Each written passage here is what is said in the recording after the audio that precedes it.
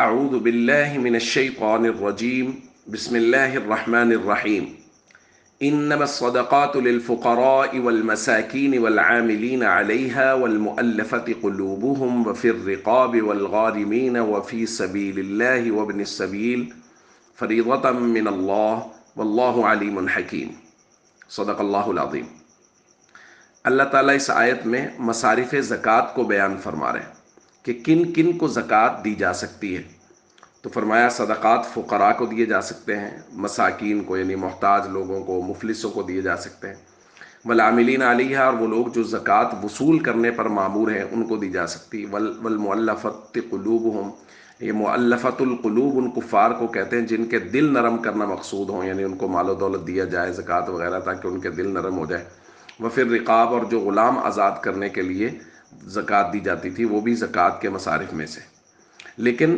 آج کے دور میں عاملین علیہا یعنی جو زکوٰۃ وصول کرنے پر مامور ہیں، مؤلفۃ القلوب یعنی کفار کو زکوٰۃ دینا، وفی الرقاب اور غلام، یہ تینوں یہاں موجود نہیں ہیں، اس لیے یہ تین نکل گئے، یہ مصارف زکوٰۃ میں شامل نہیں ہیں۔ اب پہلے دو فقراء اور مساکین، تیسرا ہے والغارمین، مقروض یعنی ایک آدمی کے پاس تھوڑی بہت جمع پونجی ہے لیکن وہ اتنی ہے کہ اس سے اس کا قرض ادا نہیں ہوں گے، اس پر اتنا قرض ہے، تو کوئی آدمی اگر قرض ادا کرنے کے لیے اس کو زکوٰۃ دے دیتا ہے تو زکوٰۃ دی جا سکتی ہے۔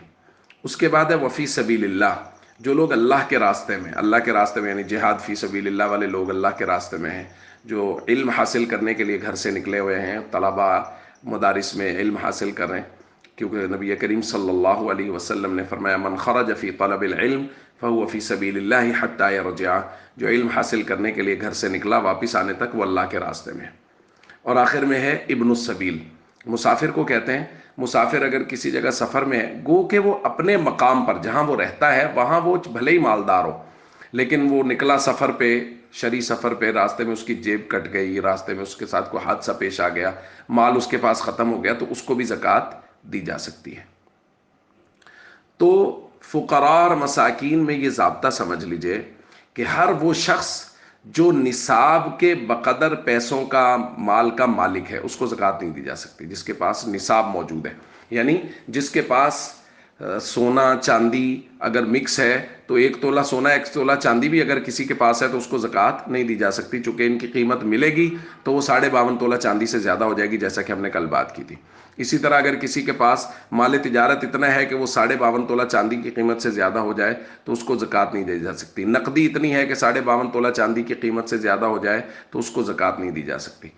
ہمارے یہاں یہ بات بہت معروف ہے کہ ہر بیوہ کو زکوٰۃ دی جا سکتی ہے۔ یاد رکھیے ہر بیوہ عورت کو زکوٰۃ نہیں دی جا سکتی، صرف وہ بیوہ عورت جو نصاب کی مالک نہ ہو، یعنی جس کے پاس تھوڑے بہت پیسے ہوں، 10-20 ہزار 50 ہزار، آج کی تاریخ میں 50-60 ہزار 70 ہزار تک، تاکہ وہ اپنی ضرورت پوری کر سکے، وہ نصاب کی مالک نہ ہو تو اس کو زکوٰۃ دی جا سکتی ہے۔ اگر کوئی بیوہ نصاب کی مالک ہے، اس کے پاس سونا ہے، چاندی ہے، مال تجارت ہے، کچھ نقدی ہے، وہ سب کو ملائیں گے تو 52.5 تولہ چاندی کی قیمت کو پہنچ جائے گا، تو اس بیوہ کو زکوٰۃ نہیں دی جا سکتی۔ ایک اور مسئلہ یہاں ہمیں سمجھ لینا چاہیے کہ رشتہ داروں کو زکوٰۃ نہ صرف دی جا سکتی ہے بلکہ رشتہ داروں کو زکوٰۃ دینے کا ثواب زیادہ ہے۔ نبی کریم صلی اللہ علیہ وسلم سے ایک صحابیہ پوچھنے کے لیے آئی تھی کہ کیا رشتہ داروں کو زکوٰۃ دی جا سکتی ہے، تو نبی کریم صلی اللہ علیہ وسلم نے فرمایا تھا لہا اجران، وہ عورت جو رشتہ داروں کو زکوٰۃ دے گی اسے 2 اجر ملیں گے، اجر القرابہ رشتہ داری کے ساتھ، رشتہ داروں کے ساتھ حسن سلوک کا اجر، وہ اجر الصدقہ اور اللہ کے راستے میں خیرات کرنے کا، صدقہ دینے کا اجر۔ تو رشتہ داروں کو زکوٰۃ دینا ڈبل ثواب رکھتا ہے۔ تو اس لیے ہم سب کو چاہیے ہم مصارف زکوٰۃ کی چھان بین کر کے، تحقیق کر کے وہاں زکوٰۃ کو دیں، اور خاص طور پہ رشتہ داروں میں اہمیت کے ساتھ دیکھیں کہ جو مستحق ہیں ان کو زکوٰۃ دی جائے۔ السلام علیکم ورحمۃ اللہ وبرکاتہ۔